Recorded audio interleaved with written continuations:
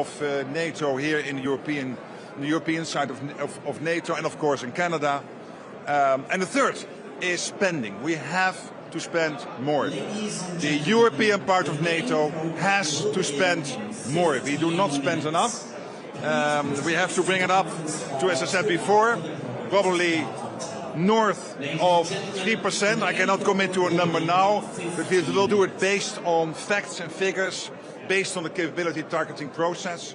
But it is absolutely clear, if we stick with the current numbers, we will not get there, we will not be safe in 4 or 5 years. So we not only have to do this because it is fair towards the Americans, who want us to do more, to take a bigger share of the burden, but also because we have to make sure that we can protect ourselves collectively.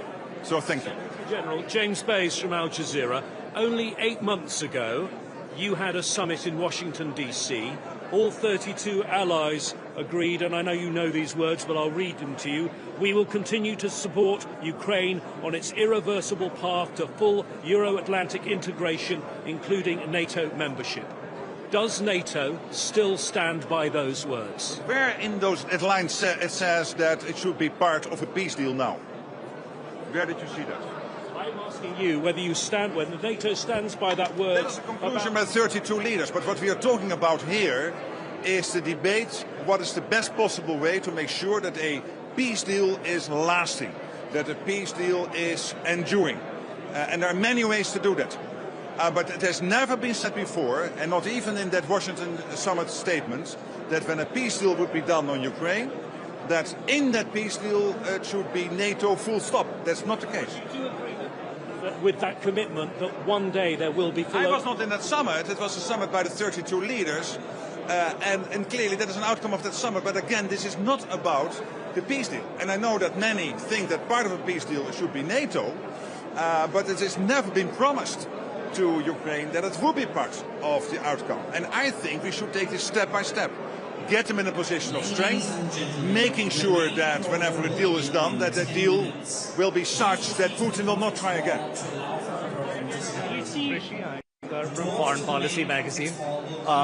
How real are the concerns from Europe about being left out of negotiations for a peace deal, like in your discussions? Can I be very honest about my European friends? I really believe what Europeans have to do now is to come up with the concrete plans. One, to get more military aid into Ukraine. Secondly, to get more training into Ukraine. I know that many initiatives are being thought through, are really already brought on board. But also to think through that whenever a peace deal is done, how European countries, probably together with others, but how the European countries can help there. So create the facts on the ground, create the facts in terms of the plans you are making, and that is the best way to get your part at a table. So I would say do this, that's positive, much better than to think, okay, where are we? Is 5% a realistic goal for NATO allies to meet on defense spending, or do you just see that as a Trump negotiating position? What we are doing within NATO is establishing where we are at the moment, where we should be to keep ourselves safe. That is the so-called, sorry for the lingo, the capability targeting process, from which we will see the gaps in how can we defend ourselves or not, country by country. That will deliver a sort of overall ballpark of a number, and my guess is that it will be at least over 3%. Is there a timeline? Do you fear that NATO could be split up because of this Trump administration? Not at all. We have seen that the Trump administration is completely committed to NATO. It has been said by all the senior officials. We have here at this moment almost the whole foreign policy team out of the US. So whenever Europeans are saying we want to be consulted, they are here. Munich, last time I checked, is in Europe. They are in Europe. They are consulting here with their European allies. And to the European allies again, make sure that the training is there, the staff is there, the military gear, but also come up with the plans, create the facts, engage in the debate. Really, the Europeans can do that. It has been done before. Strike on Chernobyl nuclear power plant. It's not just after negotiations. I saw the news. I have not had any more details than what I saw in the press, so I'm not going to comment now. But clearly, of course, we follow those events very closely. What's it for the Europeans at a negotiation table? Who should speak for Europe at this negotiation table? Well, I'm here from NATO, and NATO is US, Canada, and the European part of NATO. But again, I'm absolutely convinced Europe is able to create effects in terms of what Europe is doing already, the training, the delivery of military equipment, etc. But at the same time, now that the talks could start sooner than later on peace in Ukraine, make sure as Europeans that it's clear what the European side could offer in terms of making sure that the peace deal is lasting.